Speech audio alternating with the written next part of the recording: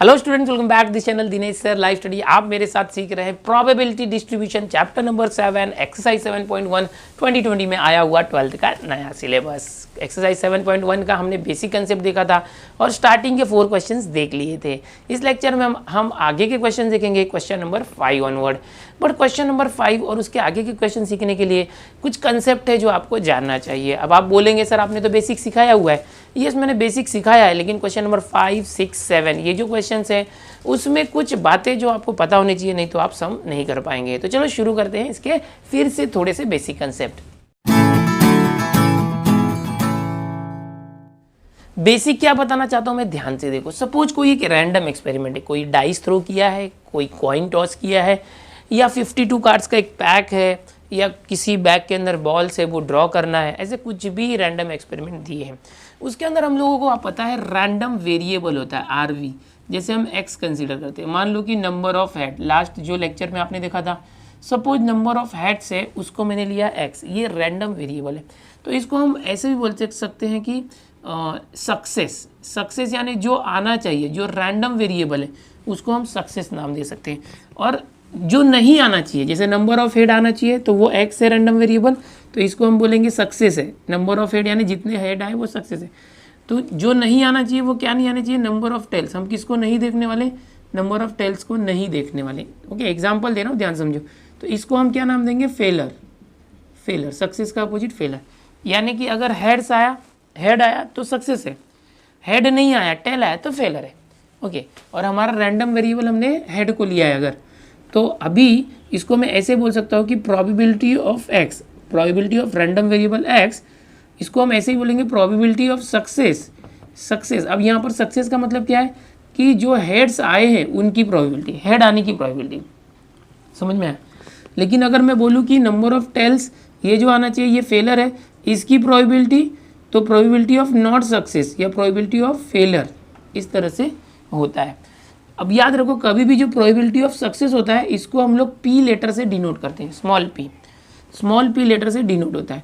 और probability of not success को हम क्यू लेटर से डिनोट करते हैं। ध्यान से देखना, जो सक्सेस है, जो आना चाहिए एक्स रैंडम वेरिएबल, सपोज बोला गया है कि नंबर ऑफ हेड्स जितने भी आएंगे वो हमारा सक्सेस है, यानी रैंडम वेरिएबल है। तो नंबर ऑफ हेड को छोड़ के क्या बचा, हेड का अपोजिट क्या, टेल्स। तो अगर नंबर ऑफ टेल्स आते उसको फेलर बोलेंगे। तो जो सक्सेस है उसकी प्रोबेबिलिटी यानी जितने भी हेड आएंगे उसकी प्रोबेबिलिटी पी है। तो जो फेलर्स है यानी नंबर ऑफ टेल्स है उसकी प्रोबेबिलिटी क्या है, क्यू है, नॉट सक्सेस या तो फेलर। याद रखना, ये जो प्रोबेबिलिटी पी होगा सक्सेस का और फेलर का प्रोबेबिलिटी क्यू, इन दोनों को प्लस किया तो 1 आता है। इन दोनों को प्लस किया तो क्या आता है, 1। Probability of success plus probability of failure is equal to 1। समझ में आया। अगर समझो कि नंबर ऑफ हेड्स है वो उसकी प्रोबेबिलिटी 2/3 है, हेड आने की प्रोबेबिलिटी 2/3 है, तो टेल आने की प्रोबेबिलिटी कितनी होगी। तो देखो, नंबर ऑफ हेड्स की प्रोबेबिलिटी यानी प्रोबेबिलिटी ऑफ सक्सेस ये पी दिया है, पी, एंड हमको बोला क्यू फाइंड करो, हाउ मच इज क्यू। तो ये फॉर्मूला काम आएगा। पी कितना है, देखो यहाँ से क्यू निकालने के लिए मैं ऐसे कर सकता हूँ 1, पी यहाँ पर आया तो minus P, Q is equal to 1 minus P, यहाँ पर लिया 2/3, क्यू इज इक्वल टू 3 1 जा 3, 3 - 2 1/3। तो अगर कभी भी याद रखो आपको P पता है तो Q भी आ जाएगा। ये रिलेशन बहुत ही इंपॉर्टेंट है, इसको याद रखो। P + Q is equal to 1। P probability है तो Q क्या है, Q भी प्रोबेबिलिटी है। तो Q प्रोबेबिलिटी है तो P क्यों नहीं है, उसको P लेटर से क्यों नहीं, क्योंकि P ऑलरेडी हमने यूज़ किया ना, तो एक ही लेटर अलग अलग केस में क्यों यूज़ करना। तो P अगर प्रोबेबिलिटी ऑफ सक्सेस है तो Q क्या है, प्रोबेबिलिटी ऑफ नॉट सक्सेस या तो फेलर। ठीक है, तो इस तरह से ये रिलेशन याद रखो। और हर बार हमें क्या करना होगा, 2 प्रोबेबिलिटी निकालनी होगी। हमारा जो रैंडम वेरिएबल है वो आने के लिए उसकी सक्सेस के लिए प्रोबेबिलिटी पी, और उस रैंडम वेरिएबल का अपोजिट जो होगा यानी फेलर, ये नहीं आने के लिए जो प्रोबेबिलिटी होगी वो क्यू। लेकिन याद रखो पी और क्यू प्लस करने के बाद हमेशा 1 आता है। अगर पी और क्यू में से कोई एक मालूम है तो 1 माइनस अदर करोगे तो दूसरा वाला आ जाएगा। अगर पी पता है तो P उस तरफ ले जाओ तो 1 माइनस पी क्यू, अगर Q पता होगा तो Q को उस तरफ ले जाओ, 1 minus Q equal to P. तो ये बेसिक चीज़ है, आपको आना चाहिए। अब चलो आगे क्वेश्चंस में बताता हूँ, इतना कंसेप्ट बहुत है। क्वेश्चंस हम देखेंगे, क्वेश्चन नंबर 5, 6, 7 तीनों एक ही कंसेप्ट पे बेस्ड है। समझना इंपॉर्टेंट है, समझ में आया तो आ गया, नहीं समझा तो कन्फ्यूज हो जाओगे। इसलिए मैं बहुत आराम से बताऊँगा, धीरे धीरे बताऊँगा, भले ज़्यादा टाइम लग जाए। भले 2 ही 3 सवाल हो एक लेक्चर में चलेगा, लेकिन समझना इंपॉर्टेंट है, ठीक है। तो चलो आओ देखते हैं क्वेश्चन नंबर 5। अब आगे कर रहे हैं क्वेश्चन नंबर 5th, 6th और 7th। एकदम ध्यान से समझना, क्वेश्चन थियोरेटिकल टाइप है, टेक्स्ट बुक अपने साथ लेके रखो। मैं क्वेश्चन पढ़ूंगा, यहाँ पर डिस्प्ले कर दूंगा क्वेश्चन। मैंने प्रिंट आउट लिया है टेक्स्ट बुक का, ताकि बुक हाथ में लेने में बहुत वजन होता है, तो प्रिंट आउट ले लिया है। पेज नंबर 232 पे question number 5, find the probability distribution of the number of successes in 2 tosses of a die where a success is defined as a number greater than 4 appears on at least 1 die। Question समझने की कोशिश करो, क्या दिया देखो। Question number 5 दिया हुआ है, फाइंड द प्रोबेबिलिटी डिस्ट्रीब्यूशन। देखो find the probability distribution, question क्या बोला है, प्रोबेबिलिटी डिस्ट्रीब्यूशन मतलब हमें एक टेबल बनाना है, याद आ रहा है, एक्स एंड पी आई, वैसा एक टेबल बनाना है of the number of successes in 2 tosses of a die. यानी कि डाइस है, डाई होता है, सिंगुलर डाइस होता है, प्लूरल डाई होता है। 1 डाई और एक डाई है इस तरह से,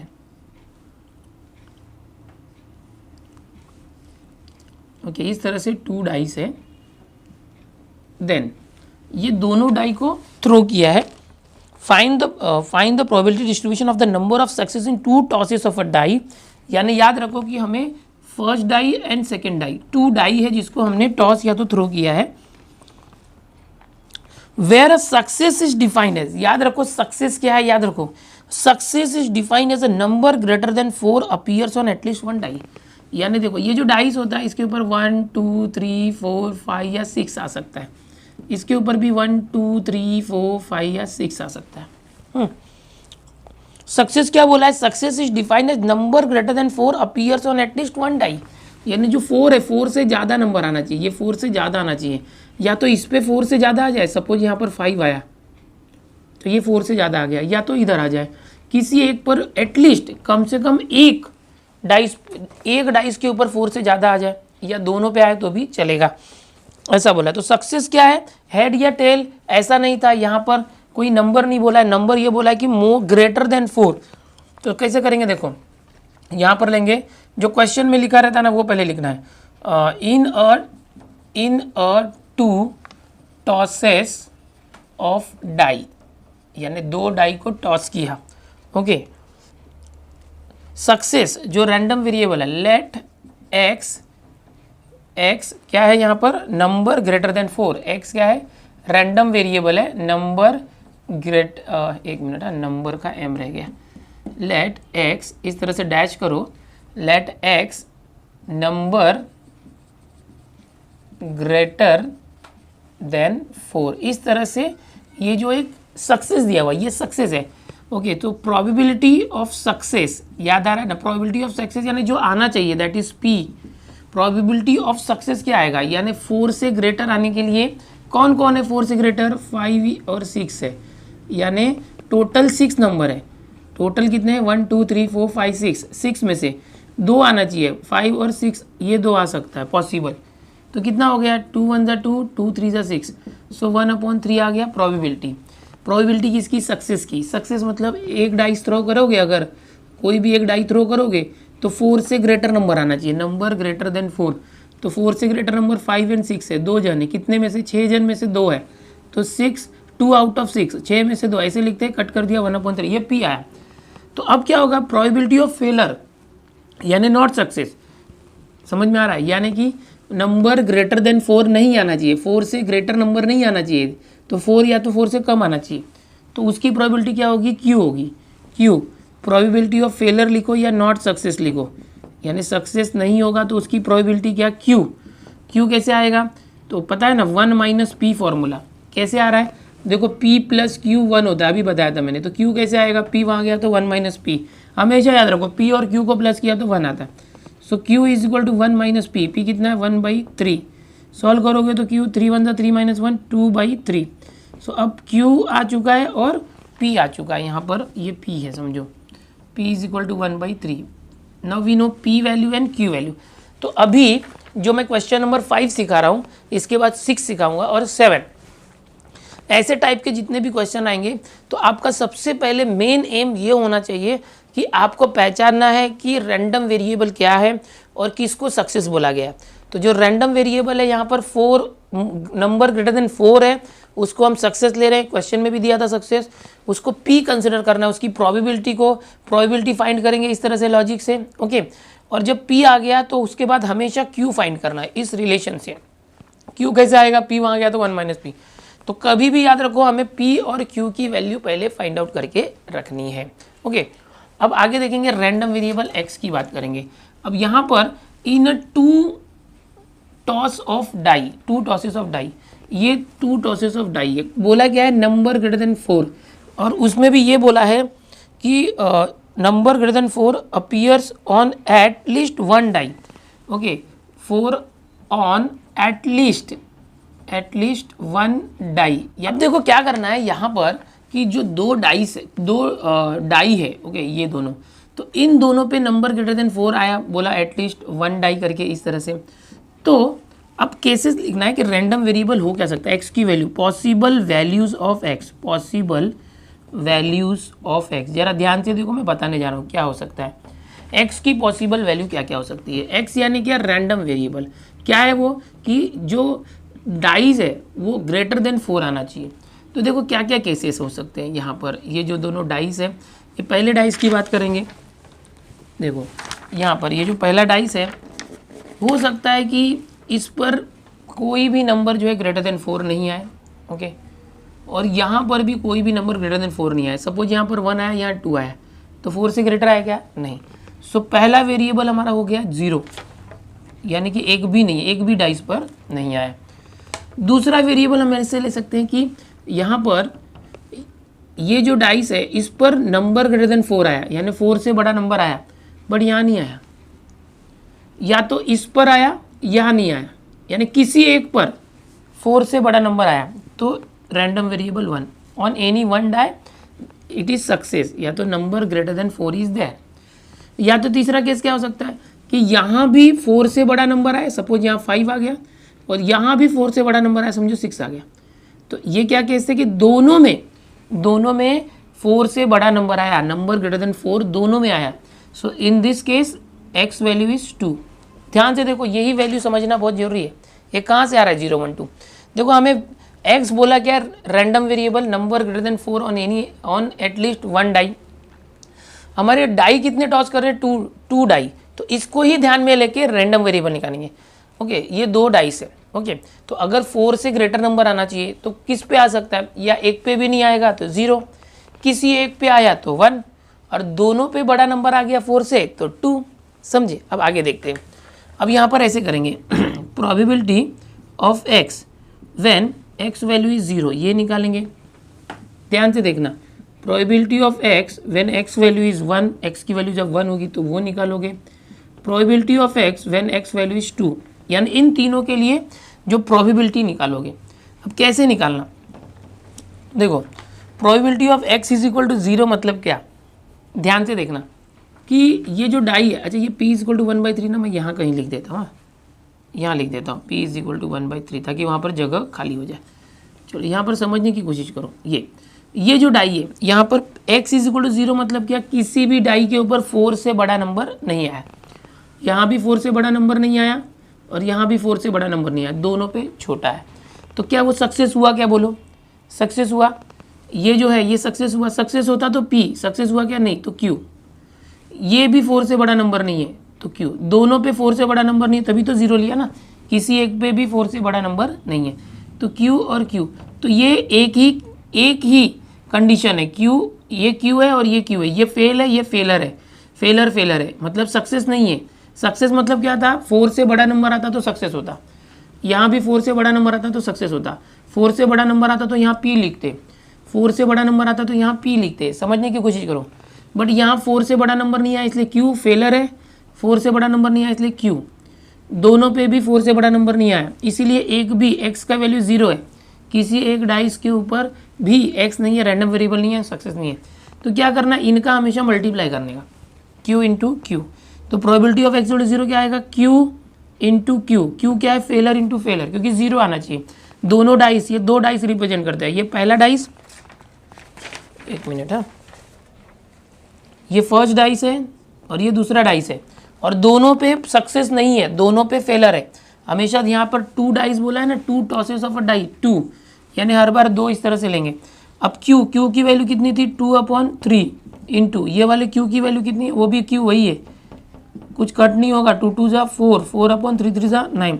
तो probability of x equal to 0 क्या है 4/9 आया। चलो एक वैल्यू आ गई है, 0 के लिए आ गई है, 0 के लिए। अब 1 के लिए निकालेंगे। हाँ, ये फर्स्ट केस हो गया। अब second case, probability x value is 1, random variable 1 है। ये जो रैंडम वेरिएबल था क्या था, number greater than 4 on at least 1 die. यानी क्या है कि ये जो x की वैल्यू 1 है, यानी किसी एक डाई पर सक्सेस है। x की वैल्यू 1 मतलब दोनों में से किसी एक डाइस पर 4 से बड़ा नंबर है, और यहाँ x की वैल्यू 2 मतलब दोनों डाइस पर 4 से बड़ा नंबर है। ठीक है, अब मुझे बताओ ये केस देखते हैं कि x वैल्यू इज़ 1, यानी दोनों में से कोई एक डाइस ऐसा है जिसके ऊपर 4 से बड़ा नंबर है, यानी वो सक्सेस है। सपोज ये वाला जो है ना ये सक्सेस है, तो ये p है, लेकिन एक ही डाइस बोला है, ये सक्सेस है तो एक हो गया, तो ये फेलर होगा। तो फेलर के लिए q, तो p और q, बट दोनों का क्या करोगे मल्टीप्लाई। क्यों, अभी मैंने बताया था। लेकिन ये केस 1 है, देखो ये क्या हो गया केस 1, पहला केस क्या हो गया कि इस डाई के ऊपर 4 से ज़्यादा नंबर है, इस पर नहीं है, तो p इंटू क्यू हो गया। अभी केस 2, दूसरा केस क्या है कि यहाँ नहीं, यहाँ पर सक्सेस है, 4 से बड़ा नंबर ये सेकेंड डाई पर है, तो सेकेंड डाई पर सक्सेस है, और फर्स्ट डाई पर नहीं है, तो फर्स्ट डाई पर फेलर है, फेलर को क्यू लेना। तो ये जब भी 2 अलग अलग केसेस होते हैं उनको प्लस करते हैं। कंसेप्ट समझो, कंसेप्ट सेट में भी ऐसे करते थे, सेट चैप्टर 11th में। या तो ये 4 से बड़ा नंबर होगा तो ये p होगा और ये q फेलर होगा, ये सक्सेस फेलर। या तो सेकंड केस, ये 4 से बड़ा नंबर है मतलब ये p है, ओके, और ये फेलर होगा तो q, इस तरह से। तो यहाँ पर इसके लिए हम फॉर्मूला लेंगे p into Q plus q into P, P Q plus Q P, दोनों ये पी क्यू ये भी पी क्यू, ये मल्टीप्लाई है ना, वेक्टर है नहीं कि डायरेक्शन देखना है, सीधा 2pq आया। वैल्यू निकालो 2 इंटू पी, पी कितना है देखो यहाँ पर 1/3, क्यू 2/3, सो 1/3 इंटू 2/3, सो 2 2 जा 4 अपॉन 3 3 जा 9, 4/9। इसका कितना आया था, ये भी 4/9 आया था, वो भी 4/9 है, कोई प्रॉब्लम नहीं। अब तीसरा केस देखो, x की वैल्यू 2 है, x की वैल्यू 2 मतलब क्या, आप ये केसेस हटाते कि ये दोनों के ऊपर, x की वैल्यू 2 मतलब ये जो 2 डाई है दोनों के ऊपर 4 से ग्रेटर नंबर आया। हमारा क्वेश्चन क्या था, the number greater than 4 on at least 1 die, यानी कि कम से कम एक डाई पे, दोनों डाई पे आए तो भी चलेगा, एटलीस्ट 1 डाई मतलब दोनों पे आए तो भी चलेगा, 4 से बड़ा नंबर। तो सपोज यहाँ पर भी 4 से बड़ा नंबर आ रहा है, सपोज 5 आ रहा है, और यहाँ पर भी 4 से बड़ा नंबर आ रहा है, तो यहाँ पर 4 से बड़ा नंबर आया तो सक्सेस है, यहाँ पर भी 4 से बड़ा नंबर आया तो सक्सेस है। समझ में आ रहा है क्या मैं क्या बता रहा हूँ। जो कंडीशन है 4 से बड़ा नंबर आना चाहिए, वो जिसको फॉलो होगा वो सक्सेस है, सक्सेस को p लिखना, और जहाँ पर वो फॉलो नहीं होगा वो फेलर है, वहाँ पर q लिखना। और एक ही कंडीशन है, ये दोनों 4 से बड़े हैं तो ये p और ये p दोनों का मल्टीप्लाई हम करते हैं। जब 2 अलग अलग केस आते हैं तो उनको बाद में अलग से प्लस करते हैं, जैसे सेकेंड में हमने किया था, एक कंडीशन था, दोनों केसेस को प्लस किया था। यहाँ पर p इंटू पी आएगा, क्या आएगा p इंटू पी, दोनों डाइस के ऊपर, यहाँ भी सक्सेस है, यहाँ भी सक्सेस है, ये भी 4 से बड़ा, ये भी 4 से बड़ा, तो दोनों सक्सेस है। सो p इंटू पी क्या हो गया p स्क्वायर, p वैल्यू क्या है देखो 1/3, तो ये क्या हो गया p 1/3 का स्क्वायर, 1 स्क्वायर 1, 3 स्क्वायर 9, तो ये आ गया आपको वैल्यू, ये आ चुकी है वैल्यू। करना क्या था, प्रोबेबिलिटी डिस्ट्रीब्यूशन करना था, फाइंड द प्रोबेबिलिटी डिस्ट्रीब्यूशन। तो आप टेबल बनाओगे, टेबल याद आ रहा है, अभी थर्ड क्वेश्चन में जैसे किए थे ना बहुत सारे टेबल्स, और वैसे आप यहाँ पर इस तरह से एक टेबल बनाओ, रोज एंड कॉलम बनाओ। पहले वाले में x लिखो, यहाँ पर PI लिखो या तो PX लिखो, प्रोबेबिलिटी ऑफ, दोनों चलेगा, PI लिखा तो भी चलेगा। x की वैल्यू क्या क्या थी देखो, 0 1 2, 0 1 और 2। अब देखो जब x की वैल्यू 0 थी तो प्रोबेबिलिटी ऑफ x कितना था, यहाँ से देखो, probability of x when x value is 0 कितना आया था 4/9, सो ये आ गया 4/9। जब x की वैल्यू 1 है तो प्रोबेबिलिटी ऑफ x कितना है, जब x की वैल्यू 1 है, देखो ये रहा, x की वैल्यू 1 है तो प्रोबेबिलिटी कितना है 4/9, ये भी सेम है। जब x की वैल्यू 2 है, x वैल्यू 2 है तो प्रोबेबिलिटी कितना 1/9। एक याद रखना है, सबको प्लस करने पे कितना आना चाहिए 1, प्रोबेबिलिटी मास फंक्शन। तो देखो ये सबका बेस 9 है, तो ये 4 + 4 8, 8 + 1 9, और अपॉन में 9, 9/9 1 आ गया, मतलब ये हमारा राइट आंसर है। इस तरह से आप अपने आंसर को चेक कर सकते हो। तो ये थोड़ा सा आपको कन्फ्यूजन लग सकता है, ये p और p कहाँ से आ रहा है, p और q कहाँ से आ रहा है, बट अगर आपने मेरा लेक्चर ध्यान से देखा होगा, समझने की कोशिश की होगी, तो समझ में आया होगा। जो भी यहाँ रैंडम वेरिएबल लेते हैं, जैसे ग्रेटर देन 4 लिया है, तो अगर ग्रेटर देन 4 आएगा तो P, ग्रेटर देन 4 नहीं आया तो Q। ओके, यहाँ 2 डाइस है तो दोनों डाइस के लिए हमने केसेस लिए उसके लिए, ठीक है। अगर नहीं समझा होगा तो फिर से देखो, समझने की कोशिश करो, समझ में आएगा। और एक बार और देखने के बाद भी नहीं समझेगा तो कोई प्रॉब्लम नहीं, मैं 5th के बाद अब 6th बताने जा रहा हूँ। 6th और 7th बिल्कुल इसी तरह से समझ में आ ही जाएगा। ओके, यहाँ से कॉपी करो, अगला देखते हैं। अब अगला क्वेश्चन देखो 6th वाला, जो मैंने 5th में सारी बातें बताई थी वो आपको पता रहना चाहिए। 6th वाला क्वेश्चन क्या है देखो, from a lot of 30 bulb which include 6 defective, a sample of 4 bulb is drawn at random with replacement. मतलब क्या दिया है देखो, यहाँ पर बल्ब दिए हुए 30 बल्ब का एक लॉट है। तो आपको मैं अच्छे से समझाने के लिए यहाँ पर देखो ये ड्रॉ करता हूँ। यहाँ पर 30 बल्ब्स है, 3 4 5 6 7 8 9 10 11 12 13 14 15 16 17 18 19 20 25 30 बल्ब्स है। ओके, ये बल्ब है समझो। इसमें क्या बोला गया, 30 बल्ब्स के अंदर जो 6 डिफेक्टिव बल्ब है, 6 डिफेक्टिव बल्ब यानी यहाँ पर अंदर जो ये मैं रेड शो कर रहा हूँ, समझो ये डिफेक्टिव बल्ब है। डिफेक्टिव है मतलब खराब बल्ब है। समझने की कोशिश करो, कितने हो गए, 5 किया और एक ले लो। चलो, कोई भी 6 डिफेक्टिव बल्ब है। क्वेश्चन को समझने की कोशिश करो। A sample of 4 bulb is drawn at random with replacement. इसमें से क्या किया है कि एक एक करके 4 बॉल्स को ड्रॉ किया है। एक बॉल ऐसे हाथ डाला, एक बॉल ड्रॉ किया, फिर उसको वापस रिप्लेस कर दिया, फिर दूसरा। अब हो सकता है कि जो बॉल आ रहा है वो डिफेक्टिव ना हो, अच्छा हो, या डिफेक्टिव हो, ठीक है। क्वेश्चन क्या है देखो फिर से, from a lot of 30 bulb 6 defective है एंड 4 बल्ब जो है ड्रॉ करना है। Find the probability distribution. अब देखो मेन ये है कि प्रोबेबिलिटी डिस्ट्रीब्यूशन फाइंड करना है of the number of defective bulb. जो डिफेक्टिव बल्ब्स है उनके नंबर, कितने बल्ब डिफेक्टिव होंगे उनके, अगर हम इसके अंदर से 4 बल्ब ड्रॉ करते हैं। तो यहाँ पर आप सबसे पहले लिखेंगे, क्वेश्चन नंबर लिखो सबसे पहले। क्वेश्चन नंबर 6 क्या दिया है कि 6 defective bulbs are there in 30 bulbs. पहली लाइन लिख दिया, जो दिया हुआ था वही लिख दिया मैंने। फिर क्या करना है देखो, अगर ये है तो अगर टोटल हमारे पास 30 बल्ब में से 6 डिफेक्टिव है, और क्वेश्चन क्या है कि find the probability distribution of number of defective bulbs. मतलब क्या, ध्यान से देखो, एक्स रैंडम वेरिएबल क्या है, नंबर ऑफ डिफेक्टिव बल्ब्स यानी जो बल्ब खराब है, डिफेक्टिव बल्ब है, वो हमारा एक्स है। मतलब समझिए, जो डिफेक्टिव बल्ब है वो होगा तो सक्सेस है। यहाँ पर ब्रैकेट में सक्सेस लिखता हूँ, सक्सेस मतलब probability P। Therefore probability of success, क्या मैंने बताया आपको, P is equal to P।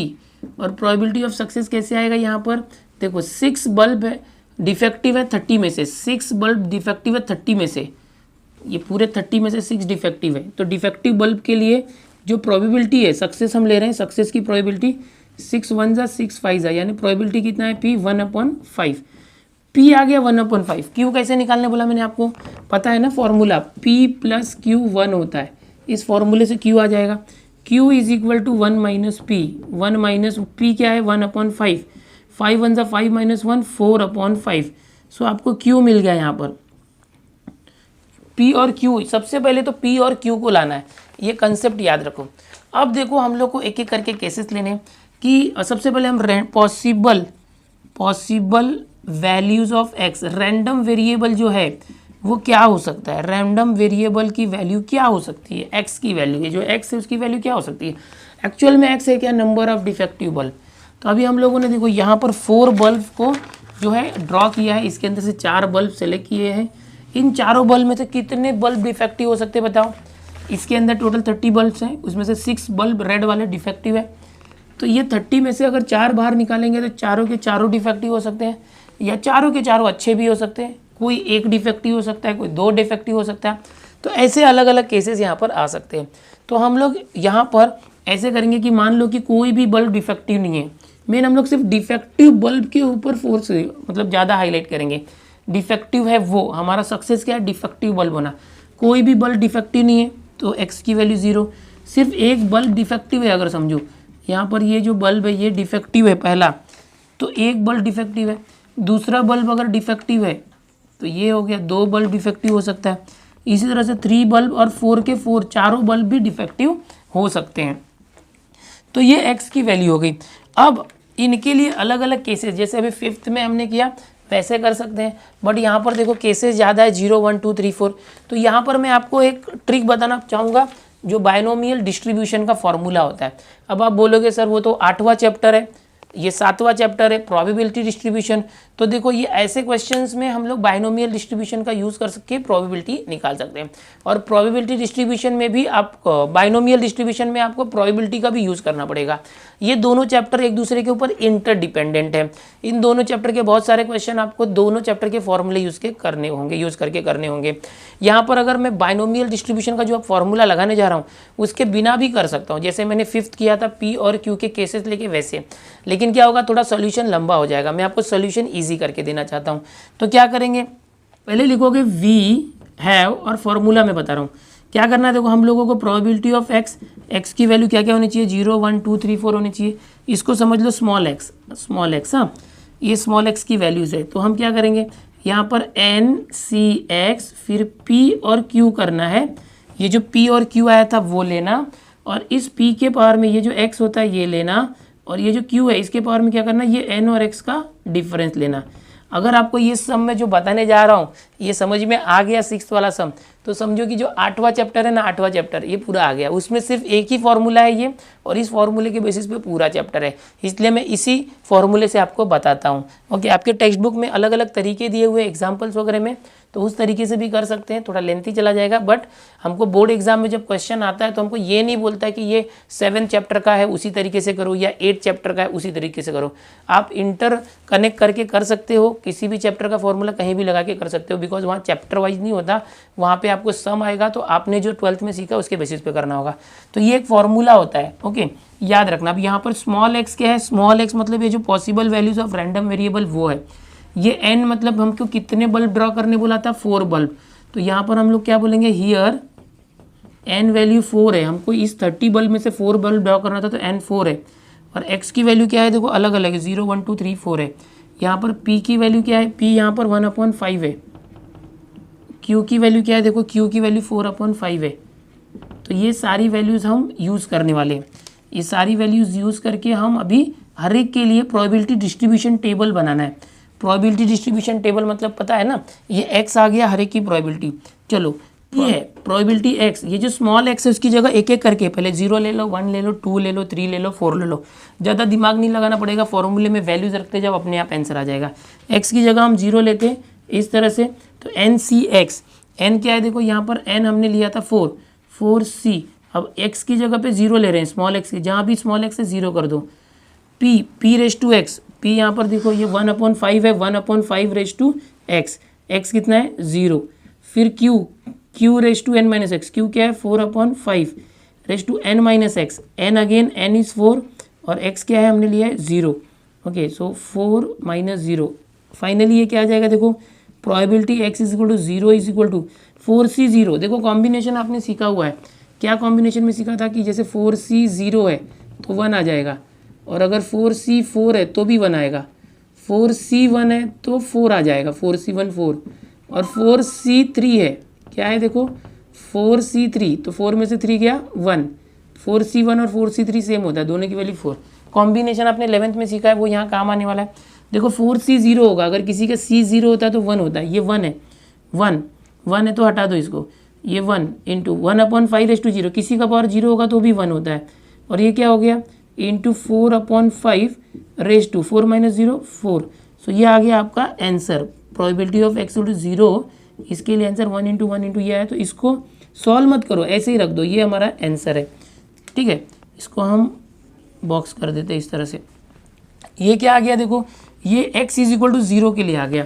अब आगे करते probability of x is equal to 1 के लिए। बार बार फॉर्मूला ये लिखने की जरूरत नहीं है, जहाँ स्मॉल x है उधर बदलते जाओ, पहले 0 लिया 1 ले लो, अब 2 3 4 ले लेना। चलो 1 लेते हैं यहाँ पर 1, तो n की जगह हमेशा 4 लो, 4c1, फिर p और q की वैल्यू रखो। p और q क्या है यहाँ से 1/5 4/5, 1/5 4/5, यहाँ पावर क्या लेना है x, यहाँ जो था ना x वही लेना है, x हमने क्या लिया 1 1, तो यहाँ पर 1 और ये 4 - 1 यहाँ पर करोगे। सो क्या आ गया देखो 4c1 मैंने आपको क्या सिखाया 4c1 4 होता है, यहाँ 1 होगा ना तो यही आंसर आता है कॉम्बिनेशन में 1/5 तो वही आएगा 1/5 और ये क्या आ जाएगा 4/5 4 - 1 3। सो फाइनली क्या आ गया देखो ये 4 1 इसका पावर 1 है तो 1 हटा दो, 4 × 1 4, देखो ये 4 क्यूब और ये 4 मिलके 4/4 हो जाएगा और ये 5 और 5 क्यूब, 5 क्यूब और एक 5 मिलके दोनों का पावर 4 हो गया। मैंने क्या किया देखो ये 4/5 है, 4 × 1 4/5 और 4/5 क्यूब, ओके एक्चुअल में ये 4 × 1 4/5 और 4/5 क्यूब, 3 और +1 4 कर दिया, सिंप्लीफाई कर दिया मैंने, ज़्यादा कुछ नहीं किया है, ठीक है। तो ये आ चुका है, इसको बॉक्स कर दो, x = 1 के लिए आंसर आ चुका है। अब प्रोबेबिलिटी x = 2 के लिए कर दे, प्रोबेबिलिटी x = बिल्कुल इसी तरह से करोगे 4 जहाँ भी 1 था वहाँ 2 कर दो, एक्चुअल में ये जो फॉर्मूला है x की जगह 2 रख रहे हैं हम, ओके। सो 1/5 इसी में रिप्लेस करो, 1 की जगह 2, सब कुछ वही रहेगा, 1 की जगह 2 होगा, 4 - 2। सो क्या आ गया देखो 4c2 कैसे सॉल्व करोगे, 4 देखो इसको 2 बार कम करना, 4 × 3 2 बार कम किया, फिर अपॉन ये जो 2 है उसको 1 तक लेके जाते, 2 × 1 कॉम्बिनेशन सॉल्व करने का तरीका। फिर से देखो क्या है 4 है, 4 को कम करते जाओ, 4 3 2 1, कब तक करोगे 2 ही बार करना, तो 4 × 3 2 बार कम हो गया, फिर नीचे जो 2 है उसको 1 तक लेके जाओ, 2 × 1 कट कर दो, 2 2 4 2 3 6, तो ये 6 आ गया। ये क्या आया 1/5 द होल स्क्वायर, ये क्या आया 4/5 द 4 - 2 2 आया। तो इसको ऐसे ही लिख के छोड़ सकते हो, सॉल्व करने की जरूरत नहीं है। अभी देखो ये हो गया प्रोबेबिलिटी ऑफ x = 2 आ गया, ओके x = 2, इसको बॉक्स कर दो, एक एक वैल्यू आ रही है। अभी देखो x = 0 था, x 1 था, x 2 था, अभी और क्या लाना है 3 और 4 के लिए, तो करो प्रोबेबिलिटी ऑफ x = 3 के लिए कैसे होगा, सेम फॉर्मूला, देखो यही फॉर्मूला है, x की जगह 3 करना, तो ये 4c3, n की जगह 4c3 चाहिए, तो यहाँ से देखो जहाँ भी 2 था वहाँ 3 कर दो, सो 1/5 क्यूब 4/5, ये क्या 4 - 3 2 है वहाँ पर 3 करना। अब देखो 4c3 कभी भी याद रखो 4c3 = 4c, 4 में से 3 गया तो 1, इन दोनों का आंसर सेम होता है, और यहाँ 1 होगा तो इसका आंसर 4 आएगा, ये क्या आ गया 4, और ये 1/5 और ये क्या आया 4/5 ये 4 - 3 1 आया, समझ में आया। तो ये किस तरह से है, तो ये हमारा आंसर हो गया, यहाँ पर इसको ऐसे रख सकते हैं, इसको और सिंप्लीफाई करना है तो नहीं ऐसे रहने दो। तो ये प्रोबेबिलिटी x = 3 आ चुका है इस तरह से। अब इसी तरह से देखो ये पावर 1 नहीं लिखेंगे तो भी चलेगा। अब हम लोग लेते हैं प्रोबेबिलिटी x = 4, वो कैसे आएगा, प्रोबेबिलिटी x = 4 देखो 4 के लिए भी लेना पड़ेगा, ये लास्ट है, इसी फॉर्मूले में n की जगह 4, c x की जगह पर हमने लिया 4, फिर यहाँ पर p और q है, p क्या था 1/5, q है 4/5, इसका पावर देखो क्या लिखना पड़ेगा, पावर में x लिखते हैं, x क्या था इधर 4, तो 4 लिखेंगे और यहाँ पर 4 - 4। मैं क्या कर रहा हूँ एक्चुअल में ये फॉर्मूला जो इसी फॉर्मूले को बार बार हर बार यूज़ कर रहा हूँ, ठीक है, यहाँ पर मुझे ज़्यादा सोचना नहीं पड़ रहा है। मैं 5th के तरीके से बताता तो सोचना पड़ता था थोड़ा, बट इतना फॉर्मूला नहीं लगाना पड़ता। 4c4 मैंने क्या बताया था, 4c0 और 4c4 सेम होता है, दोनों की वैल्यू 1 होती है, तो ये 1 हो गया, 1 × 1/5 और ये 4/5 4 - 4 0, समथिंग 0 इज़ 1। सो फाइनली आपको क्या मिल गया, x = 4 की वैल्यू मिल गई, 1 × 1 × 1/5 मिल गया, तो ये आ गया आपका फाइनल वैल्यू। लेकिन अभी हमको करना क्या है, डिस्ट्रीब्यूशन टेबल बनाना है। डिस्ट्रीब्यूशन टेबल के लिए क्या करेंगे मैं बताता हूँ। सबसे पहले इसको आप कॉपी कर लो, इस सम को कॉपी करो, मैं आगे बताता हूँ क्या करना है। किया कॉपी आपने, अब मैं यहाँ से इसको मिटा के मैं डिस्ट्रीब्यूशन टेबल बना के बताता हूँ। डिस्ट्रीब्यूशन टेबल कैसे बनता है देखो,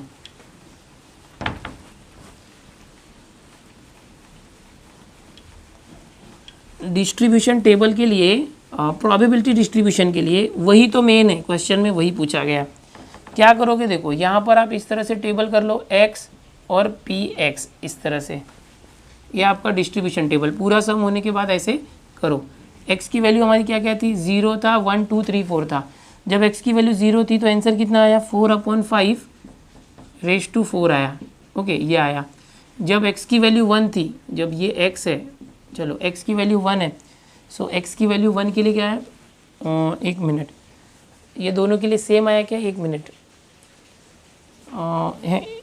4/5, हाँ दोनों के लिए सेम ही आ रहा है, 4/5 आया।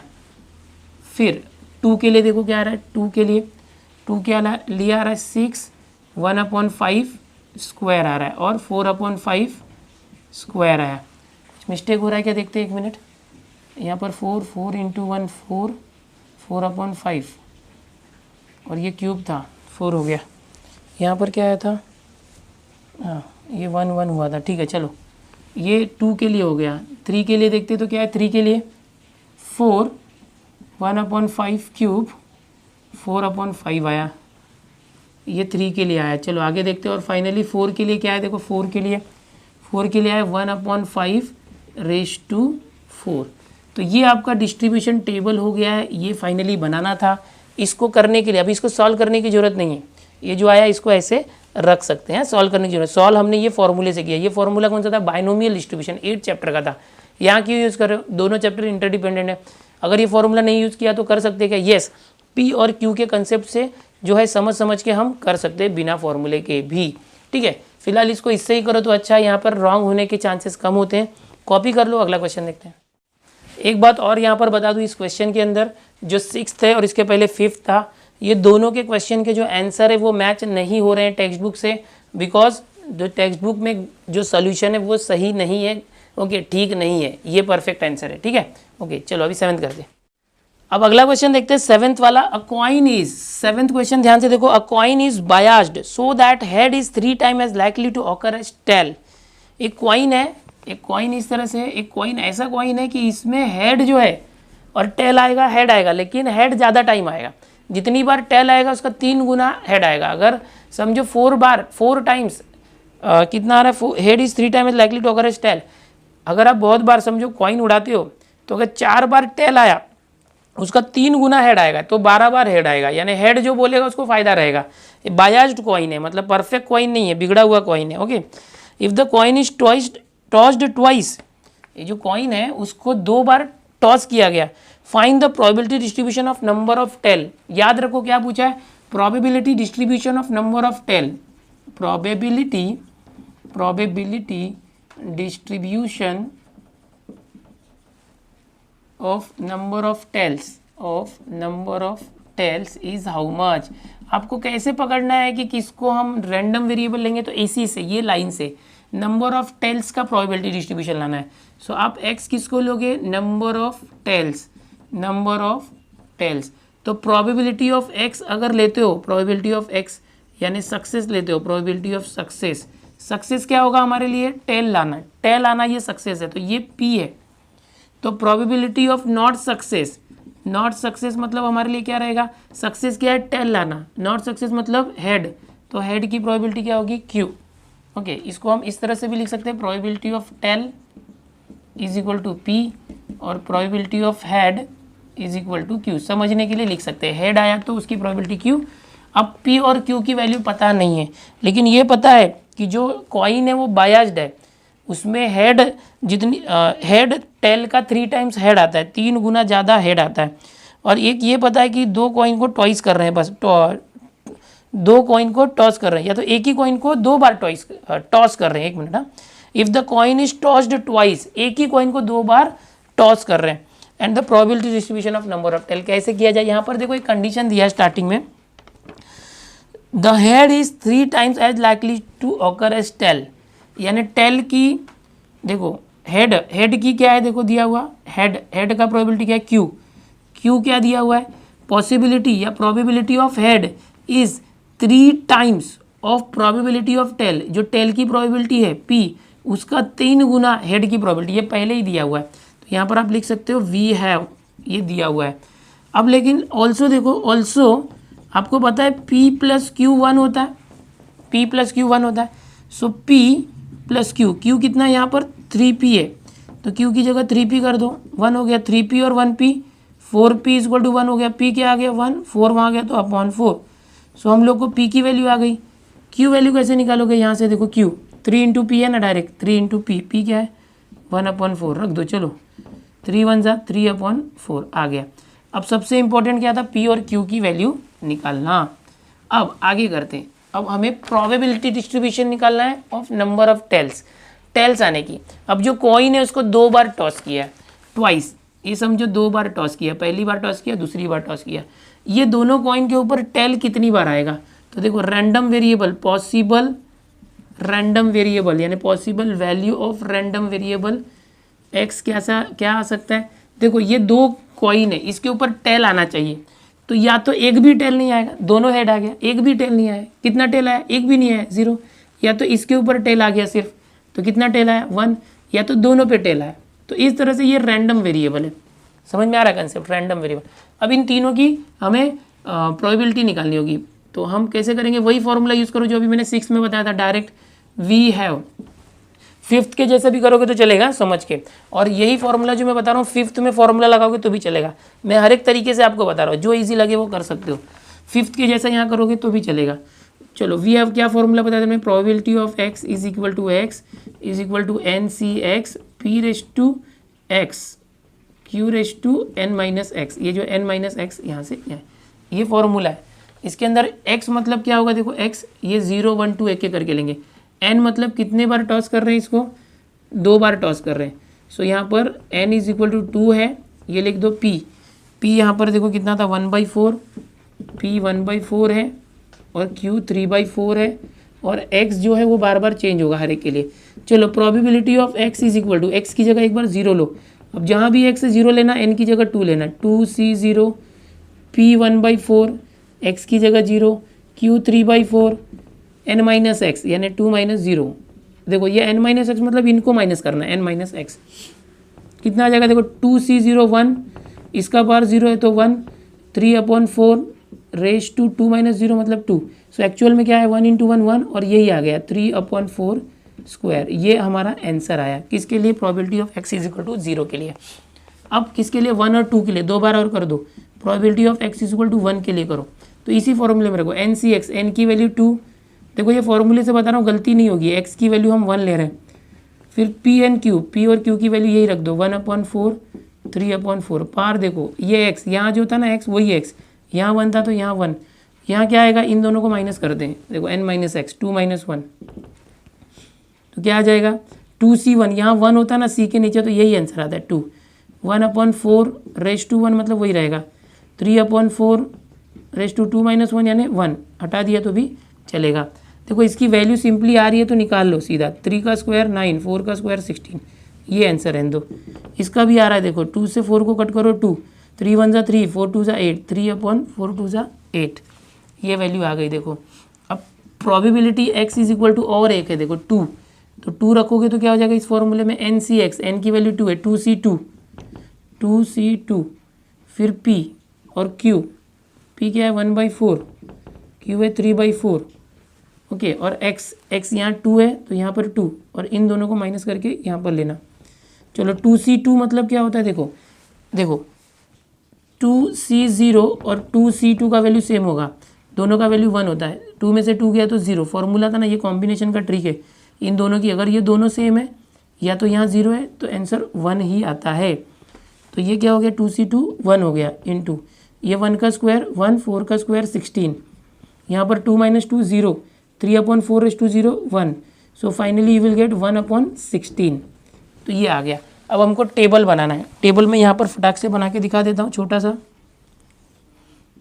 सा क्योंकि इसकी वैल्यूज़ ज़्यादा बड़ी नहीं है। ओके, क्या था x की वैल्यू 0 1 2, 0 1 2, 0 के लिए क्या आंसर आया, देखो 0 के लिए 9/16, 1 के लिए क्या है, देखो 3/8, एंड 2 के लिए फाइनली क्या है 1/16, पास। मेन तो यही था, प्रोबेबिलिटी डिस्ट्रीब्यूशन टेबल, ये आ चुका है, बहुत ही आसान था। यहाँ पर ये देखो ये फाइनल आंसर था, लास्ट में उसके बाद ये लिखना, यहाँ से कॉपी कर डालो, ठीक है, यहाँ से ये करो। ये 3 क्वेश्चन अपने आप में अलग थे, बाइनोमियल डिस्ट्रीब्यूशन के कंसेप्ट का हमने यूज़ करके किया। पहले कॉपी करो फिर आगे बोलता हूँ मैं, किया कॉपी, चलो ठीक है। अभी यहाँ पर देखो थोड़ा सा मतलब कंफ्यूजिंग है, बट आप कंफ्यूज मत हो जाओ। मैंने यहाँ पर जानबूझ के फॉर्मूला बताया। 5th वाला जो क्वेश्चन फॉर्मूले से नहीं किया था, जनरल लॉजिक से किया था, उसी लॉजिक से 6th और 7th भी हम कर सकते हैं, बट वहाँ पर क्या आंसर रॉन्ग आने के चांसेस होंगे आपको। अगर आपने एक भी स्टेप मिस कर दिया, एक भी कंडीशन ध्यान में नहीं ली, तो रॉन्ग हो सकता है। इसीलिए आपको जानबूझ के ये फॉर्मूले से ही करना चाहिए। ये जो फॉर्मूला यहाँ पर कोई गलती होने के चांसेस नहीं है। हाँ, अगर इसकी वैल्यू आप नहीं निकाल पाते हो तो गलत होगा, बट यहाँ पर जो वैल्यूज़ पुट करके सॉल्व करना है सिर्फ हर एक केस के लिए। तो यहाँ पर 0 के लिए हमने किया था, फिर 1 के लिए हमने किया था, फिर 2 के लिए हमने किया, और इसमें जो है अलग अलग वैल्यू आई, उसको यहाँ टेबल में रख दिया। चैप्टर छोटा है, बट देखो 14 क्वेश्चन है ना, 16 क्वेश्चन है, तो अभी 7 हो गए। कोशिश करूँगा कम से कम लेक्चर में कंप्लीट हो, बट समझाना मेन मकसद है। क्वांटिटी इंपॉर्टेंट नहीं है, क्वालिटी इंपॉर्टेंट है। एक ही सम बताऊँ लेकिन अच्छे से बताऊँ, आपको समझ में आना चाहिए। तो ज़्यादा करके मुझे जल्दी से ख़त्म करके भागना नहीं है, यहाँ वहाँ आराम से बताऊँगा, आपको समझ में आना चाहिए। तो इसके बाद जो क्वेश्चन है मैं नेक्स्ट लेक्चर में बताने वाला हूँ, क्वेश्चन नंबर 8 ऑनवर्ड्स। अपने दोस्तों में यार बताओ, दोस्तों को पता नहीं है, आपके दोस्त यहाँ वहाँ भटक रहे हैं, पैसे भर रहे हैं यहाँ वहाँ, उनको बताओ इस चैनल से सीख सकते हो। शेयर करो, मैं आपको टेलीग्राम ग्रुप में सारे लिंक शेयर कर रहा हूँ, अपने दोस्तों में शेयर करो, अपने जूनियर्स को शेयर करो। 10th और 11th के लेक्चर्स भी मैं रेगुलर डाल रहा हूँ, तो आप शेयर करो जितना भी हो सकता है दोस्तों को, सभी को इस चैनल तक पहुँचाओ, ताकि सभी को राहत मिले, सीखने मिले, उनको एक जरिया आप बनो। आपको बाद में लाख धन्यवाद बोलेंगे कि आपने मुझे एक अच्छी चीज़ दी है। ठीक है, चलो मिलते हैं नेक्स्ट लेक्चर में, बाय।